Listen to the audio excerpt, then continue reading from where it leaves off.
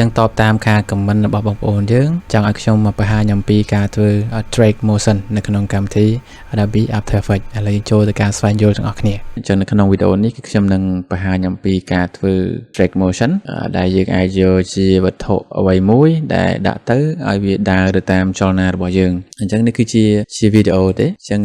យើងនឹងធ្វើដាក់វត្ថុឬក៏អក្សរអីផ្សេងៗហ្នឹងគឺឲ្យដើរតាមចលនារបស់យើងនៅក្នុងវីដេអូហ្នឹងឥឡូវខ្ញុំធ្វើការបង្កើត channel object មួយដើម្បីវាធ្វើការ track ជាមួយនឹងវីដេអូរបស់យើងអញ្ចឹងយើង right click លើ comma new ហើយយើងយកទៅថា null object អញ្ចឹងយើងដាក់ null object កន្លែងនេះមកអញ្ចឹងបន្ទាប់មកយើងឈរទៅលើវីដេអូរបស់យើងដែលយើងចង់ track ហ្នឹង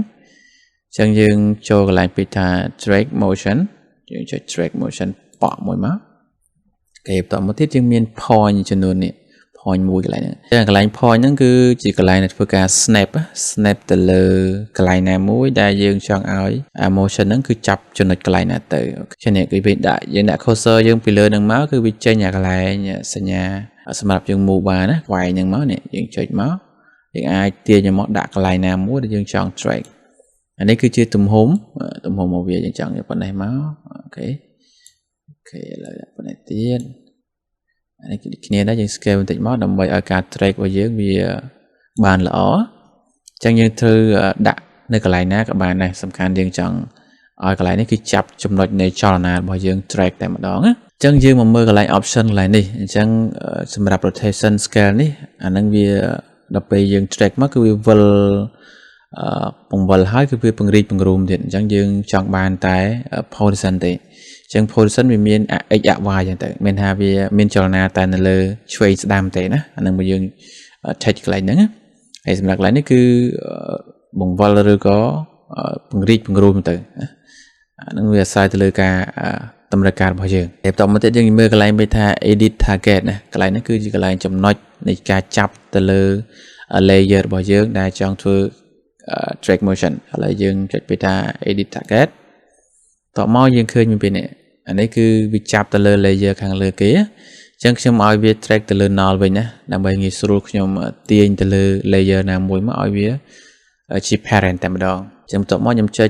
click OK បន្ទាប់មកយើងចុច click ប៊ូតុងនេះមួយមកដើម្បីវា track ចុចបកមួយមកគឺវាធ្វើការ track motion ឲ្យយើងហើយអញ្ចឹងតួរបស់យើងអញ្ចឹងវីដេអូរបស់យើងគឺដើរគឺវា track ទៅតាមនឹងដែរអា point ដែលយើងបានដាក់ហ្នឹងគឺវានៅជាប់នៅនឹងតែម្ដងហ្នឹងកំពុងតែ track ហ្នឹងណាអូខេយើងរងចាំបន្តិចទៅ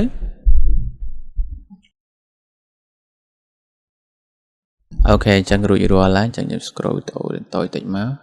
អញ្ចឹងនេះចំណុចដែលវា load មកហ្នឹងគឺជាកន្លែងដែលវា track motion អញ្ចឹងកន្លែងហ្នឹងគឺវាមានចលនាណាអូខេវាមានចលនាយើង track ចុះឡើងកន្លែងនេះអញ្ចឹងបន្តមកទៀតយើងធ្វើការ apply យកតែម្ដងបើថាយើងឆ្លាញ់ការ track ប៉ុណ្ណឹងយើងចុចទៅថា apply អញ្ចឹងវាបង្ហាញអំពីនេះ apply dimension គឺទៅលើ position របស់យើងគេមាន x និង y ហ្នឹងហើយអញ្ចឹងនៅក្នុងនេះវាមានតែនៅលើ x ឬក៏ទៅលើតែ y អញ្ចឹងតែយើងចង់បានទាំងពីរណាអញ្ចឹងវារំកិលឆ្វេងស្ដាំណាហើយបន្តមកយើង click OK បកមួយទៀតមកអូខេអញ្ចឹងប៉ុណ្ណឹងគឺបានហើយគឺនេះ track គឺនេះគឺមានចលនានេះ fader center ហ្នឹងគឺថាវាដាក់បង្កើតជាចលនាឲ្យយើងហើយអញ្ចឹងបន្តមកទៀតយើងមកបើក layer យើងវិញមកអូខេឥឡូវខ្ញុំយក text នេះមួយចុះយើងទាញparent link នេះទាញចូលទៅក្នុង null ដោយសារយើងបាន track ទៅលើ null អញ្ចឹងវាមានចលនាហើយណាអញ្ចឹងtext របស់យើងគឺវាដើរទៅតាមនឹងដែរអញ្ចឹងចុច space play មកអញ្ចឹងគឺវា track ទៅតាម motion របស់យើងដែលបាន track ទៅលើ null object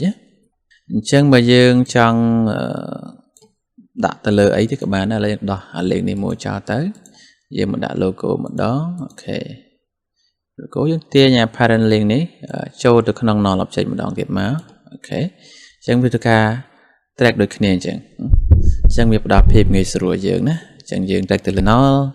ហើយយើងអាចយកទៅ layer ណាផ្សេងទៀតយកមកធ្វើជាយើងអាច track បានអូខេអូខេអញ្ចឹងវីដេអូនៃការ track motion គឺមានតែប៉ុណ្្នឹងទេបើចូលចិត្តសូមកុំភ្លេចចុច like share subscribe ជួបគ្នានៅវីដេអូក្រោយ